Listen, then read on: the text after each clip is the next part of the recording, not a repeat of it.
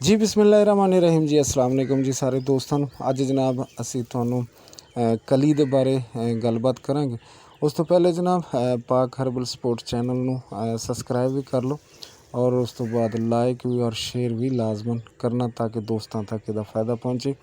और जनाब खास तौर पर आम घरों ਦੇ ਵਿੱਚ लोग सजावट वास्ते लगाते हैं और ये बहुत ज़बरदस्त खुशबू होंगी और दिमाग ਨੂੰ राहत बख्शती और पुराने दौर ਦੇ ਵਿੱਚ भी ਇਹਨੂੰ बहुत ज़्यादा पसंद किया जाता सी और नवे दौर ਦੇ ਵਿੱਚ भी। और जनाब ਇਹਦੀ खास किस्म की धीमी धीमी खुशबू आम लफ्ज़ों च मोतिया भी कहते हैं और बहुत सारे लोग जिहड़े ने इन्हों पैदाइश पैदा करके और बाज़ात इसकी सेल भी करते हैं, लेकिन बहुत सारे लोग इनू वैसे भी सूंघते हैं जिसदे नाल दिमाग में काफ़ी ताकत पहुँचती। और जनाब समझ तुसी गए होवोगे और पहचान भी लिया होगा। और जनाब इसकी खास पहचान जी वो इसकी कली खुशबू है। और इसी तरह ही अगर देखा जाए तो फिर दोस्तों ने ये बारे गलबात करने कि जनाब एक कैसी नायाब चीज़ है। और जनाब यदा खास कर जिन्होंने लोगों के मसूड़े गल चुके हैं या जिन्हों के मसूड़े बदबू आती या मूँह च बदबू आती, और ये चंद एक पत्ते जनाब लैके उन्होंने जनाब पानी के गर्म कर लैन। गर्म करन तो बाद इसका कावा बन जाएगा और कावा जोड़ा वो गरारे करन उहदे नाल जिहड़ी मूँह के अंदरों समैल आती या इंतहाई अजीब जी समैल होंदी वो ख़त्म हो जाती।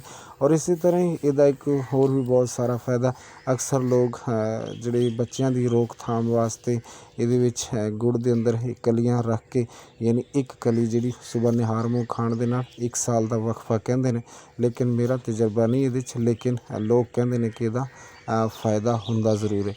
और जनाब ये जड़ का मसवाक अक्सर जोड़े दंदां के कीड़े होंगे ने उन्होंने ख़त्म कर देंदा, यानी खास किस्म की जी एक उल्ली पैदा हो जाती दंदां के अंदर उन्होंने ख़त्म कर देंदा। इस तरह ये जोड़े फुल ने इन्हों का इत्र भी निकालिया जाता है, लोग इनू लगाते हैं और राहत महसूस करते हैं।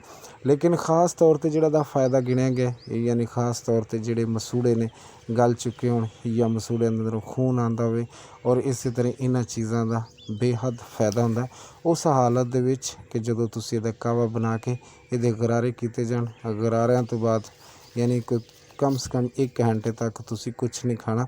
और इसकी खुशबू के हवाले नाल वेख्या जाए तो लोग इनू जेब के अंदर भी रखते हैं और अक्सर ये भी देखा गया कि इसकी खुशबू जी पुराने ख्यालात या जोड़े बिला वजह ख्यालात उन्होंने ख़त्म कर देंदी।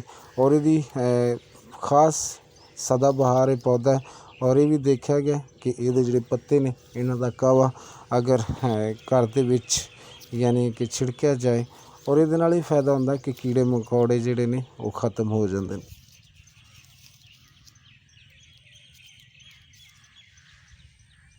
पत्तियां नूं खरल करके उहदे विच तुसीं अगर तेल मिक्स करके इस्तेमाल करदे जे तो ये नाल भी ये फ़ायदा हो जाता कि ये नाल तदरी वगैरह ख़त्म हो जाती।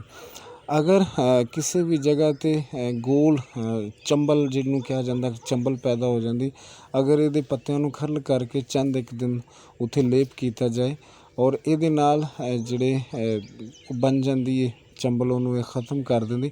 लेकिन खास तौर पर अगर ज़मीन दे विच उगरी होए यानी उन्होंने उगाया गया हो तो फिर वो ज़्यादा ताकतवर होंगी। अगर ज़मीन तो बाहर है जिस तरह गमलियां की शक्ल दे विच तो दी ताकत भी कम होएगी।